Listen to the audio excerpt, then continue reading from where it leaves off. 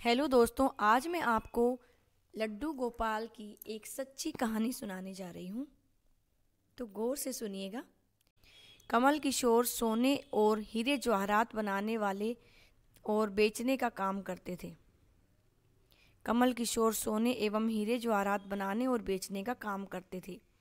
उसकी दुकान से बने हुए गहने दूर दूर तक मशहूर थे। लोग दूसरे शहर से भी कमल किशोर की दुकान से गहने लेने एवं बनवाने आते थे। चाहे हाथों के कंगन हो, चाहे गले का हार हो, चाहे कानों के कुंडल हो, उसमें हीरे और सोने की बहुत सुंदर मीनाकारी होती थी कि सब देखने वाले देखते ही रह जाते। इतना बड़ा कारोबार होने के बावजूद भी कमल किशोर बहुत ही शांत एवं सरल स्वभाव वाले व्यक्ति थे। उसको इस माया का इतना रंग नहीं चढ़ा हुआ था। एक दिन उसका कोई मित्र उसकी दुकान पर आया, जो कि अपने पत्नी सहित वृंदावन धाम से होकर वापस आ रहा था। तो उस मित्र ने सोचा कि चलो थोड़ा सा प्रसाद अपने मित्र कमल किशोर को भी देता चलूं। उसकी दुकान पर जब वह पहुंचा, तब कमल किशोर का एक कारीगर एक सोने और हीरे जड़ित बहुत सुंदर हार बनाकर कमल किशोर को देने के लिए आया। कमल किशोर उस हार को देख ही रहा था, उसका मित्र उसकी दुकान पर पहुंचा। कमल किशोर का मित्र अपने साथ वृंदावन से एक बहुत सुंदर लड्डू गोपाल लेकर आए थे। इसका स्वरूप बहुत ही मनमोहक था, बहुत ही सुंदर थे वो लड्डू गोपाल। जब उनके मित्र दुकान पर बैठे तो उनकी गोद में लड्डू गोपाल जी विराजमान थे। कमल किशोर लड्डू गोपाल जी के मनमोहक रूप सौंदर्य को देखकर बहुत आनंदित हुए। उसने अपने हाथ में पकड़ा हुआ हार उस लड्डू गोपाल के गले में पहना दिया एवं अपने मित्र को कहने लगा कि देखो तो सही, इस हार की शोभा लड्डू गोपाल के गले में पड़ने से कितनी बढ़ गई है। उसका मित्र और कमल किशोर आपस में बातें करने लगे। बातों बातों में ही उसका मित्र लड्डू गोपाल को हार सहित लेकर चला गया। दोनों को पता ही नहीं चला कि हार लड्डू गोपाल के गले में ही रह गया है। कमल किशोर का मित्र अपनी पत्नी सहित एक टैक्सी में सवार होकर अपने घर को चले जाते हैं। जब वह टैक्सी से उतरे तो भूल से वो लड्डू गोपाल को उसी टैक्सी में ही छोड़ गए। टैक्सी वाला एक गरीब आदमी था जिसका नाम बाबू था, जो कि दूसरे शहर से यहाँ पर अपने परिवार का पालन पोषण करने के लिए आया था और टैक्सी चलाता था। तो वह टैक्सी लेकर काफ़ी आगे निकल चुका था। आज उसको अपने घर वापस जाना था। जब टैक्सी लेकर बाबू अपने घर पहुंचा तो उसने जब अपनी टैक्सी की पिछली सीट पर देखा तो उसका ध्यान लड्डू गोपाल जी पर पड़ा, जो कि बहुत ही शाही तरीके से पिछली सीट पर बैठे हुए थे। सुंदर सी पोशाक पहनकर हाथ में बांसुरी पकड़े हुए आराम से बैठे थे। बाबू यह देखकर एकदम से घबरा गया कि यह लड्डू गोपाल जी किसके हैं, कौन इन्हें यहाँ पर छोड़ गया। वह दूसरे शहर से अपने शहर जा चुका था, जो कि काफ़ी दूर था। वह सवारी का घर भी नहीं जानता था। तो वह दुविधा में पड़ गया कि वह क्या करे। लेकिन फिर उसने बड़ी श्रद्धा से हाथ धोकर लड्डू गोपाल जी को उठाया और अपने घर के अंदर ले गया। जैसे ही उसने घर के अंदर प्रवेश किया, उसकी पत्नी ने उसके हाथ में पकड़े हुए लड्डू गोपाल जी को देखा और देखती ही रह गई। उन्होंने झट से लड्डू गोपाल जी को अपने हाथों में ले लिया। उनकी पत्नी, जिसकी 8 साल से गोद नहीं भरी थी, 8 साल हो गए थे उनकी शादी को, लेकिन उनके अभी तक कोई संतान नहीं थी। लेकिन गोपाल जी को हाथ में लेते ही उसका वात्सल्य भाव जाग उठा। उसकी ममतामयी एवं करुणामयी आंखें झरझर बहने लगी। ममतावश ठाकुर जी को गोद में उठाते ही उसको ऐसे लगा कि उसने अपने ही बच्चे को गोद में उठाया हो। उसके स्तनों से अपने आप दूध निकलने लगा। अपनी ऐसी दशा देखकर बाबू की पत्नी बहुत हैरान हुई। उसने कसकर गोपाल जी को अपने सीने से लगा लिया एवं आंखों से आंसू बहाती रोने लगी। अरे बाबू, तुम नहीं जानते कि आज तुम मेरे लिए कितना अमूल्य रत्न लेकर आए हो। बाबू कुछ समझ नहीं पा रहा था कि मेरी पत्नी को अचानक से क्या हो गया है, लेकिन उसकी पत्नी तो ऐसी बावरी हो गई थी कि वह गोपाल जी को जल्दी जल्दी अंदर ले गई और उनसे बातें करने लगी। कहती, अरे लल्ला, इतनी दूर से आए हो, तुम्हें भूख लगी होगी। कभी उन्हें पानी पिलाती, कभी उन्हें चूरी बनाकर भोजन कराती। तो ठाकुर जी को भोग लगाकर उसे बहुत अच्छा लगा।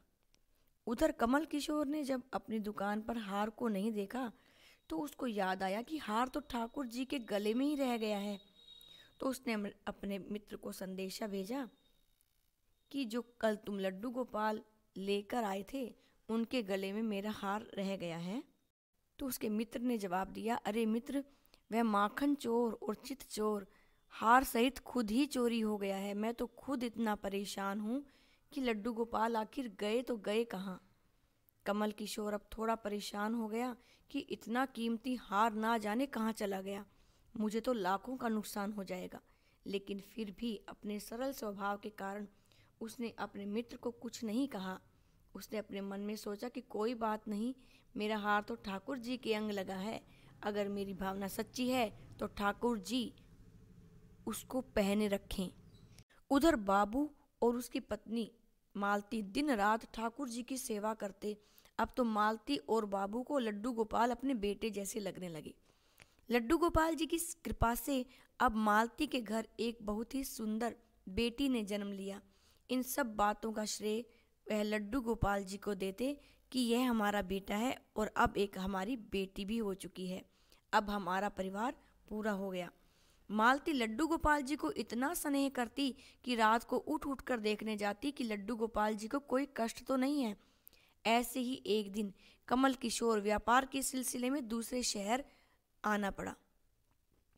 यहाँ पर बाबू रहता था, लेकिन दुर्भाग्यवश जब वो उस शहर में पहुंचा तो अचानक से इतनी बारिश शुरू हो गई कि कमल किशोर को जहाँ पहुंचना था वहाँ पहुंच ना सका। तब वहाँ बाबू अपनी टैक्सी लेकर आ गया एवं उसने परेशान कमल किशोर को पूछा, बाबूजी, आप यहाँ क्यों खड़े हो? बारिश तो रुकने वाली नहीं, सारे शहर में पानी भरा हुआ है। अगर आप चाहो तो मेरे घर चलो। कमल किशोर, जिसके पास सोने और हीरे के काफ़ी गहने थे, वह अनजान टैक्सी वाले के साथ जाने के लिए थोड़ा सा घबरा रहा था, लेकिन उसके पास कोई चारा नहीं था। वह बाबू के घर उसके साथ टैक्सी में बैठकर चला जाता है। घर पहुंचते ही बाबू ने मालती को आवाज़ दी, आज हमारे घर मेहमान आए हैं, इनके लिए कुछ खाना ले आओ। कमल किशोर ने देखा कि बाबू का घर बहुत छोटा सा है, लेकिन व्यवस्थित ढंग से सजा हुआ है। घर में अजीब तरह की इत्र की खुशबू आ रही थी, तो उसके हृदय को आनंदित कर रही थी। जब मालती ने उनको भोजन परोसा तो कमल किशोर को उसमें अमृत जैसा स्वाद आया। उसका ध्यान बार बार उस कमरे की तरफ जा रहा था जहाँ पर ठाकुर जी विराजमान थे। वहाँ से उसको एक अजीब तरह का प्रकाश नजर आ रहा था।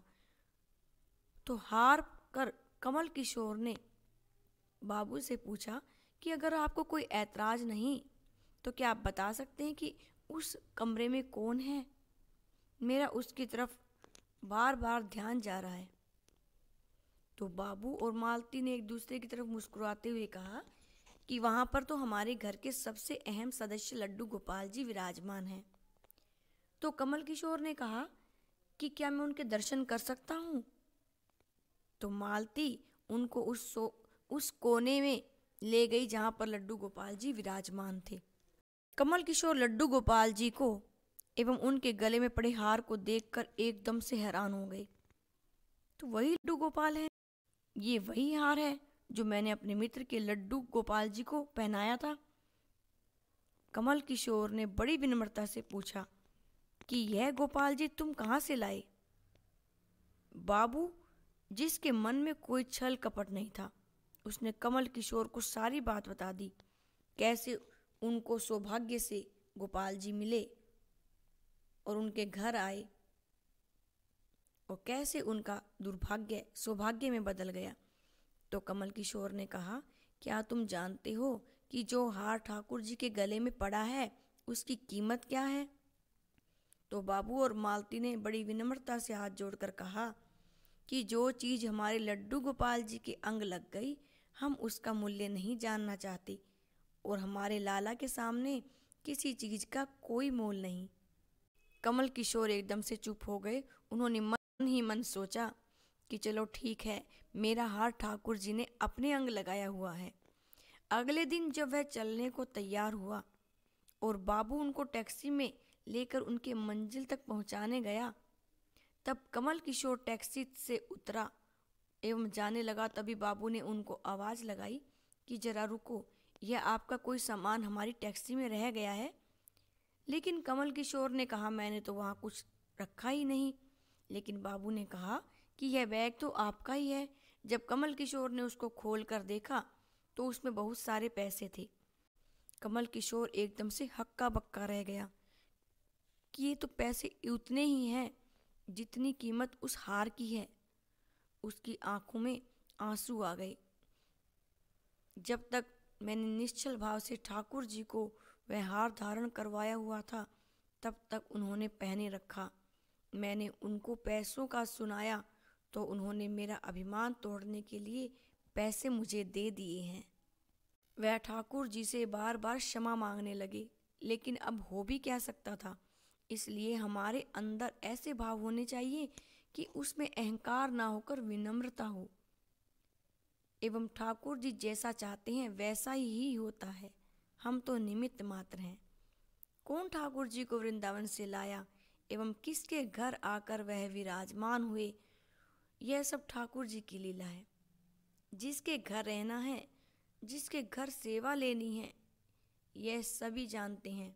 हम लोग तो निमित्त मात्र हैं, बस हमारे भाव शुद्ध होने चाहिए।